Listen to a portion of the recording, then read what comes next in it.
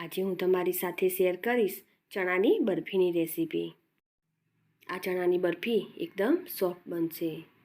મારી રેસીપી તમને ગમતી હોય અને હજુ સુધી સબસ્ક્રાઈબ ન કરી હોય તો લાઈક, શેર અને સબસ્ક્રાઈબ કરજો। આ ચણાની બરફી એકદમ હેલ્ધી અને ટેસ્ટી બનશે, સાથે જ દાણેદાર બનશે।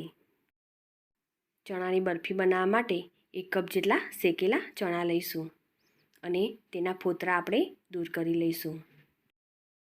ચણાના બધા જ ફોતરા આપણે દૂર કરી લીધા છે।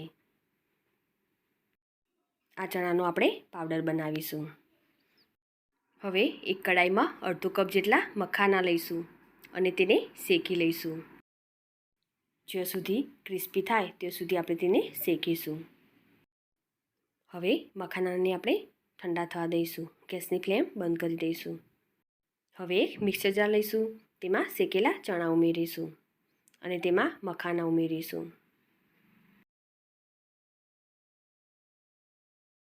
હવે આપણે તેનો પાવડર બનાવી લઈશું, તેને ક્રશ કરી લઈશું।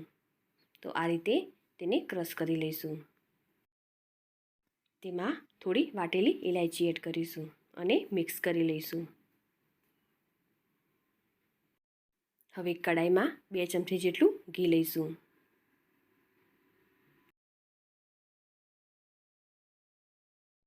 હવે તેમાં ચણા અને મખાનાનો પાવડર એડ કરીશું।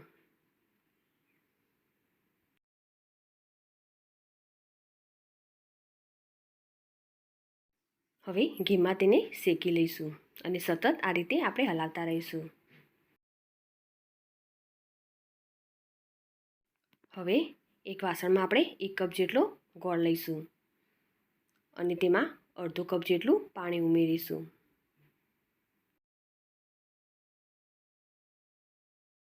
અહીં આપણે કોઈ ચાસણી નથી કરવાની, પરંતુ ગોળ ઓગળી જાય ત્યાં સુધી આપણે તેને ગરમ કરીશું। ચણાના પાવડરને પણ આપણે સરસ એવો શેકી લઈશું। ગેસની ફ્લેમ લો રાખીશું અને તેને સતત આપણે હલાવતા રહીશું અને સરસ એવો શેકી લઈશું। ચણા શેકેલા છે અને મખાના પણ શેકેલા છે, પરંતુ ઘીમાં તેને શેકવાથી સરસ એવી ફ્લેવર આવશે।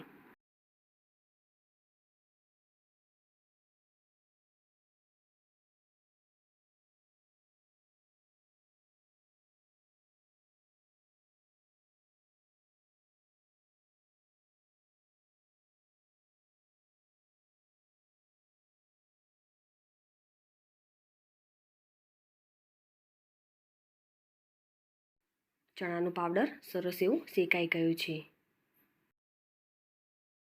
કલર પણ થોડો બદલાઈ જશે।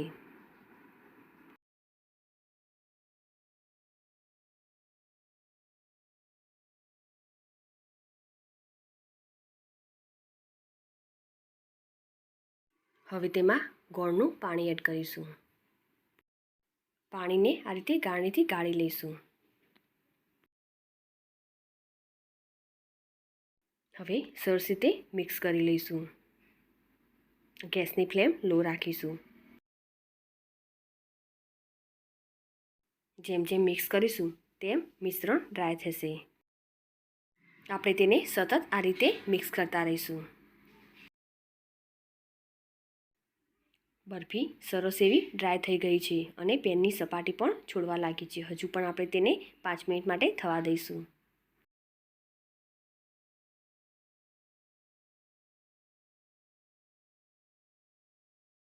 5 મિનિટ બાદ બરફી આપણી રેડી થઈ ગઈ છે। હવે તેને આપણે પ્લેટમાં કાઢી લઈશું અને જે પ્લેટમાં કાઢીશું તેમાં આપણે ઘી લગાવી લઈશું અને સ્પેચ્યુલાની મદદથી તેને આ રીતે સેટ કરી લઈશું।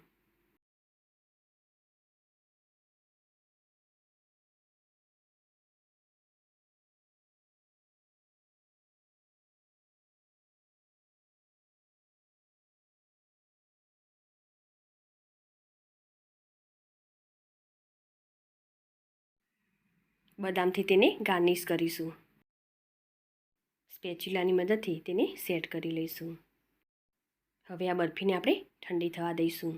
અડધો કલાક માટે તેને મૂકી રાખીશું, પછી આપણે તેને કટ કરીશું। અડધો કલાક પછી આપણે તેને કટ કરી લઈશું।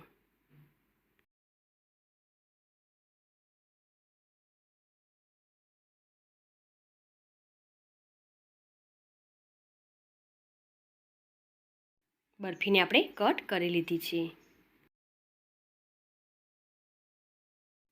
ચણાની બરફી રેડી છે. હવે તેને આપણે પ્લેટમાં કાઢી લઈશું. આયર્ન અને કેલ્શિયમથી ભરપૂર એવી ચણાની બરફી તૈયાર છે. મારી આ રેસીપી તમને ગમી હોય તો ચોક્કસથી લાઈક કરજો. સાથે જ તમારા ફેમિલી મેમ્બર્સ અને ફ્રેન્ડ્સ જોડે શેર કરજો. અને મારી આ ચેનલને સબસ્ક્રાઈબ કરી બાજુ આપેલ બેલ આઇકોન પ્રેસ કરજો, જેથી નવી રેસીપીના અપડેટ તમને મળતા રહે. ફરી મળીશું આવી અવનવી રેસીપીના સાથે.